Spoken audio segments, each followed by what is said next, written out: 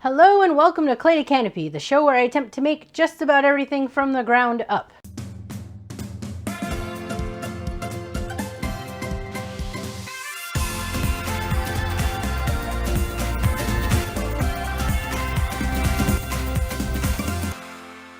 In today's video, I'm going to be showing you how to make these stackable herb drying racks. I elected to go with the method that would take the least amount of tools, the least amount of materials, and the simplest way of connecting them together. I have a base piece that allows for airflow, and then I have my screens. So you'd put your herbs in here, and I have some wider ones and some shorter ones. It's just stacked on top of themselves. They're not really locked in. Thought about other ways where you could adapt the base to do that, but that got into a little bit trickier woodworking, and I wanted to keep this a beginning level project. For your materials, the only thing you're really going to need is your wood, and I'm using a 1x2 furring strip that I have double stacked in some cases.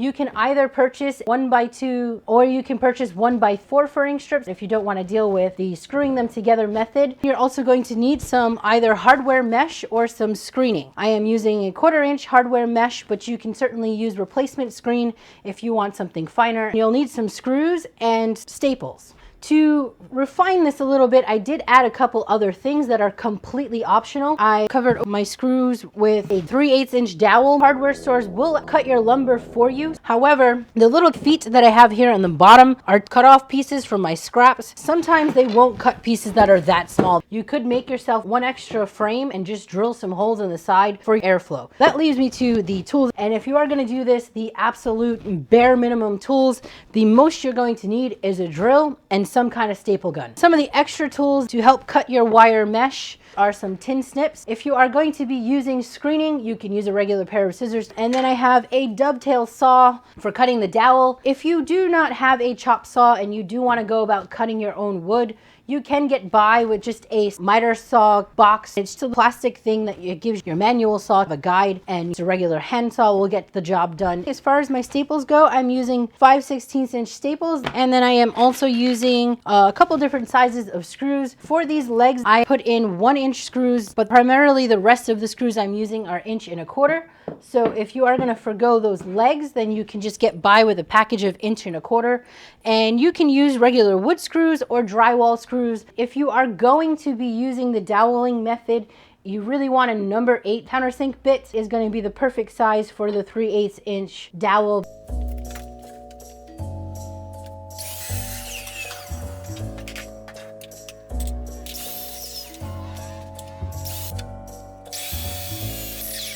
My pieces are cut up and I'm about to begin assembly. I'm trying to use up whatever I had in the shop, and what I had was 1x2. Some of these are going to end up becoming too shallow for some of the herbs and things that will be drying on them, so I'm going to be screwing a couple of them together. If you are just going to be buying wood for this project, go ahead and get yourself a 1x4 and just take 2 together. Make sure that they're lined up. If you have any knots, you go ahead and face the knot opposite each other. Try and avoid those areas where you're going to be screwing. For these, I'm going to go with 1 5/8 inch if I can find them in this mess. I am using a number 8 countersink bit, and I love this Wolfcraft brand. I should only need 2 screws.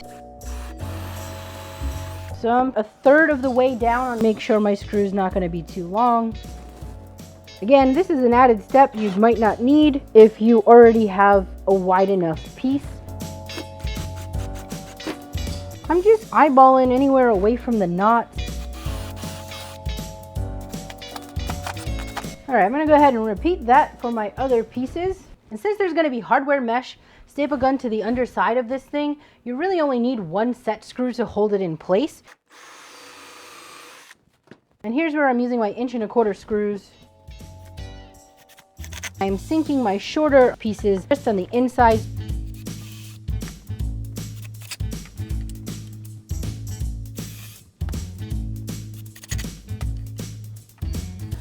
As I'm going along, I am trying to make sure that my corners line up and that they're pretty flat.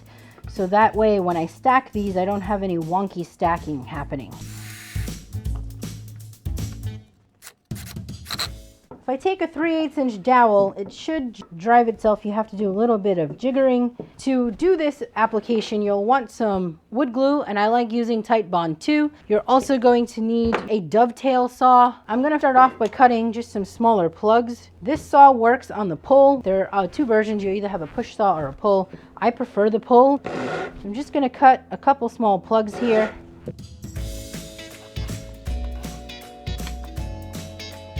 So then you're just gonna squish some glue and then plug it in with the dowel. If you have a mallet, you go ahead and give it a tap. So you're gonna wait for this to fully dry. Of course, if you don't want to go through the trouble of doing the dowels, you could just leave the screws exposed. It really is just a personal preference. So assembling the double layer is not much different than assembling the single layer, only this time I am going to put 2 screws in, one in each of the layers.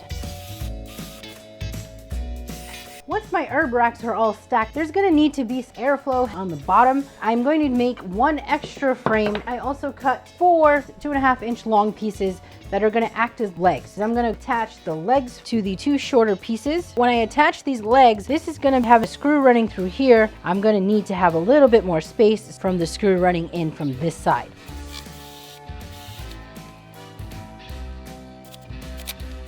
Okay, with that attached, I can now drive my screw into this leg here.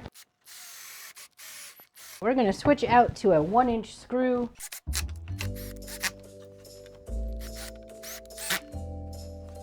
So this is going to get repeated for this side. If I was building a chair, I would not be putting it together like this.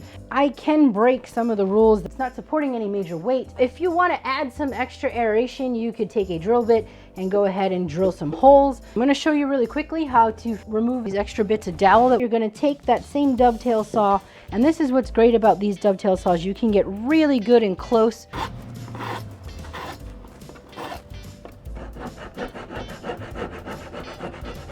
And there it is. It should be nice and in there. And you can finish that up with a little bit of sandpaper if you'd like to. Otherwise, you're good to go.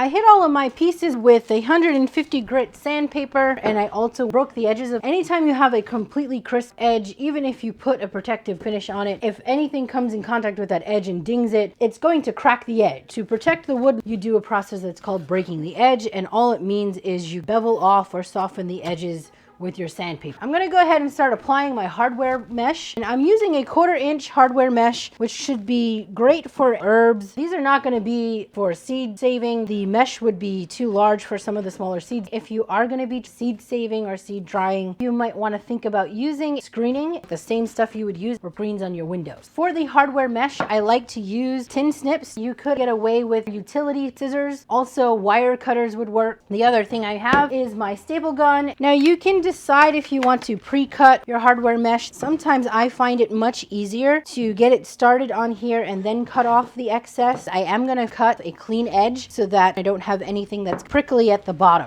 This is one of the only times I think it's okay to wear gloves when you're working in wood. You want to shy away from using work gloves, but I won't be using any saws where the gloves could get caught. I'm just going to find myself a square. Alrighty, I'm ready to go ahead and start tacking this down. You're just going to take your staple gun. I'm going to start here in the center. There we go. And then you'll move along, just securing it down.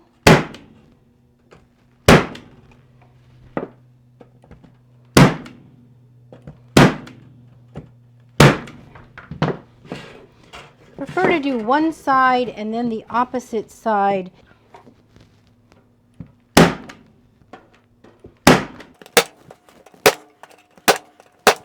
So that's the bottom side. This would be the top side where you do your drying on it and your pieces will sit in there. So I'm going to go ahead and repeat this process for my other 3 pieces.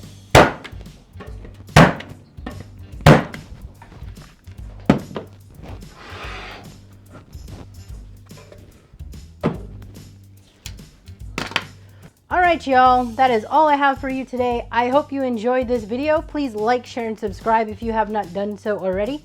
and I hope to see you soon.